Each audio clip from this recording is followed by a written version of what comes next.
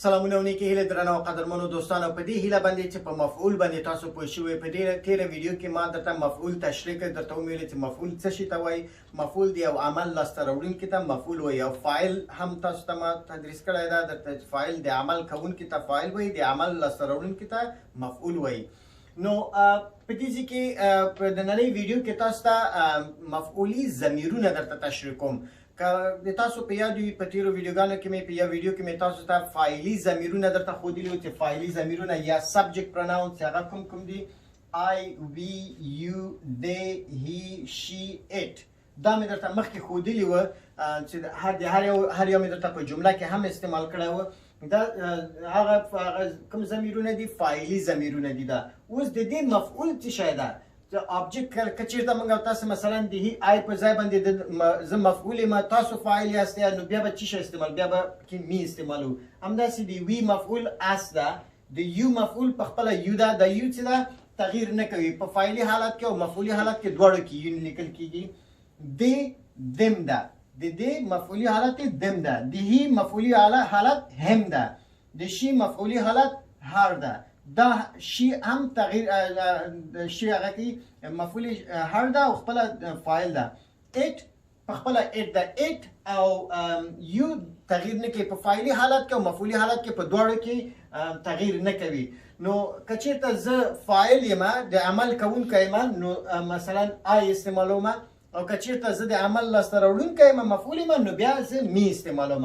همداسې که موږ او موږ ته یا موږ ته، یو ته یا تاسو ته، د دوی یا دوی ته، هی هغه هم په هغه کې موږ تاسو پښتو کې هم هغه وایي، شي هغه جنۍ مذکر مؤنثه، هی د مذکر دپاره و، شي د مؤنث دپاره، اټ د بغیر د انسان نور د هر شي دپاره اټ استعمالیږي.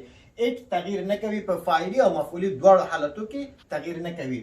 نو دوستانو دا به انشاءالله هر یو درته په جمله کې استعمالوم چې تاسو ښه پرې پوه شئ چې ولې دا مفعولي ضمیرونه دي. ضمیر موږ تاسو مخکې لوستلی وو چې ضمیر څه شي ته وایي. ضمیر هغه کلمه ده چې د نوم پر ځای باندې موږ استعمالوو. مثلا نوم نه اخلو، د هغه په ځای باندې موږ یو ضمیر ورته استعمالوو، یو چې مفعول ورته وایي، بخښنه غواړم پروناون ورته وایي. په انګلیسي کې ورته پروناون وایي، او په انګلیسي کې په پښتو کې موږ تاسو ورته هغه وایي ضمیر وایو. نو دا مفعولي ضمیرونه چې دي هر یو به انشاءالله درته په جمله کې زه اوس استعمالوم. نو دوستانو مفعولي ضمیرونه دلته هر یو مې درته په جمله کې استعمال کړل، اوس یې درته هر یو جدا جدا درته وایم په دې کې مفعولي ضمیر څه شی ده. دا هماغسې مې چې فاعلي ضمیرونه درته ویلي وو هر یو مې په جمله کې استعمال کړی او دغسې به انشاءالله دا هم درته هغه کوم. په دا اوله جمله کې تاسو وګورئ، اوله جمله کې وایي چې she saw me at school. she saw me at school. هغې زه په ښوونځی کې ولیدم. هغې زه په ښوونځی کې ولیدم. په دې جمله کې می object pronoun یا مفعولی ضمیر ده. دوستان نهایت عزیز در این جمله مثلا ما شما میگیم که she saw me at school. she saw me at school. او مرا در مکتب دید.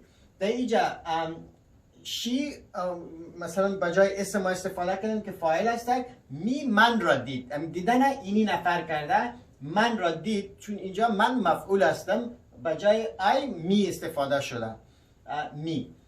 په دویمه جمله کې he called us yesterday. هغه مونږ ته تیره ورځ زنګ وهلی و، تلیفون یې کړی و. هغه مونږ ته تیره ورځ تلیفون کړی و. په دې جمله کې هی فاعل ده چې تلیفون دغه کس کړی و، او دا called زنګ وهل یا تلیفون کول، او اس مفعول ده مونږ ته. مونږ ته دې کې د اس څه ده؟ مفعول ده. اس مفعول ده. در این جمله he called us yesterday. او دیروز به ما زنگ زده بود. به ما اینجا او زنگ زده بود، یک مرد یا پسر هر کسی مذکر است، او زنگ زده بود. برای کی زنگ زده بود؟ برای ما زنگ زده بود. اینجا ما چند نفر هستیم که برای ما زنگ زده بود، اس مفعول است. په دې جمله کې I am talking to you. I am talking to you. زه له تاسو سره خبرې کوم. زه له تاسو سره خبرې کوم. په دې جمله کې I فاعل ده او you تاسو مفعول یاستئ. دا talking په خپله فعل ده. I am talking to you. در این جمله مثلا ما میگیم I am talking to you. من فاعل هستم، حرف من میزنم، مگب میزنم. talking حرف زدن، گپ زدن. you شما هستین که مفعول هستین، شما به دست میارین از من. I am talking to you. من با شما صحبت میکنم که شما مفعول هستین. در اینجا you چیست؟ مفعول هستن. پس چهارم جمله که I bought them a book. I bought them a book. ما هغوی تا یو کتاب واخیسته. them هغوی. I bought ما هغوی تا. دا هغوی تا پخپلا مفعول سو. دیزی که them چی شده؟ مفعول ده پکه. کتاب اخیستل چا کردی دی؟ ما کردی دی. او چا لاستر و هغوی لاستر آورد. نو هغوی پکه دیزی که چی شده؟ مفعول ده. در این جمله I bought them a book. ما برای اونها کتاب خریدم. کتاب کی خریدم؟ من خریدم. من فاعل هستم. خریداری را که کردیم خریدن خودش یک فعل است و اونها که کتاب به دست میارن مفعول هستند و ضمیر مفعولی را برش استفاده کردیم. بجایی که بگیم که مثلا من برای احمد، محمود، نسیم و لیلا و فرزانه کتاب خریدم، بجای چند نام من مفعولش استعمال میکنیم برای آنها. این شکل دری ما شما آنها میگیم بجای اینکه که نام های چند نفر بگیریم. پنځمه جمله کې she gave him a gift. She gave him a gift. She gave him a gift. هغه ته دیزی که هغه ته یو ډالۍ ورکړه، یو تحفه ورته ورکړه. په دې جمله کې him مفعول ده. she چې تحفه چا ورکړې ده؟ ورکوونکی د تحفې څوک و؟ هغه وه. هغه ته یو تحفه یو ډالۍ ورکړه. در این جمله she gave him a gift. او به او که she یک خانم است و هم یک آقا است که برای از او تحفه داده. او برای از او یک تحفه داد. در این جمله هم چیست؟ مفعول است.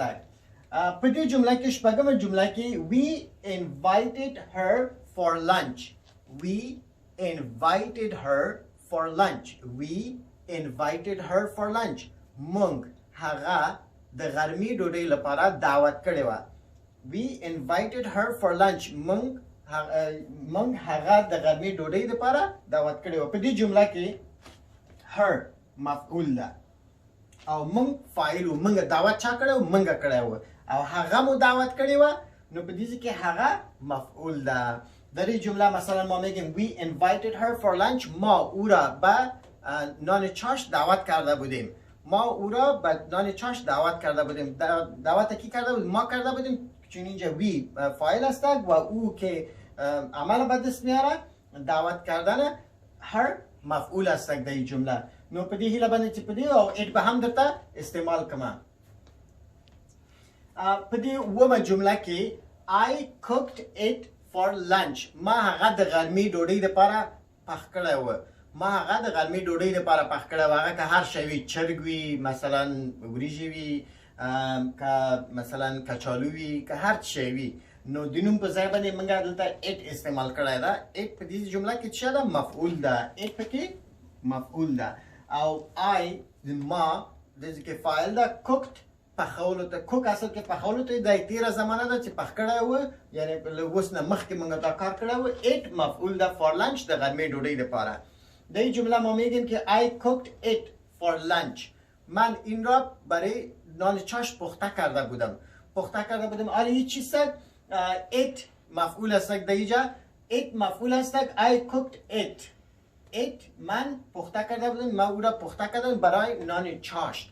حالا یعنی ایت میشه که برنج باشه، میشه مرغ باشه، کچالو باشه، منتو باشه، آشک باشه، هر چیزی که باشه، ولی بجای اسم ایت استفاده شده که اینجا ضمیر مفعولی است.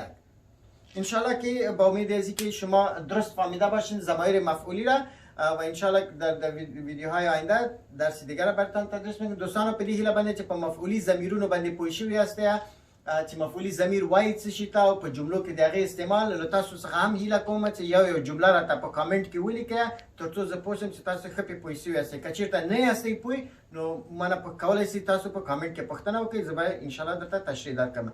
بیا هم له ټولو نه مننه دوستانو، ویډیو شیر کړئ، دوستانو ته ووایئ چې دا ویډیو د یوټیوب چینل سبسکرایب کړئ تر څو زیات هیوادوال زمونږ له دې درس څخه په پښتو او دری ژبه کې ګټه واخلي. دوستان نهایت عزیز، امیدوار هستم که ویدیوها خوشتان میاد آمده باشن و امیدوار هستم که با دوستایتان شریک بسازین تا هموطنای عزیز ما از این ویدیوها استفاده کنه و لسان انگلیسی را درست‌تر یاد بگیره. تشکر، زنده و سلامت باشین. ژوندی دی و افغانستان.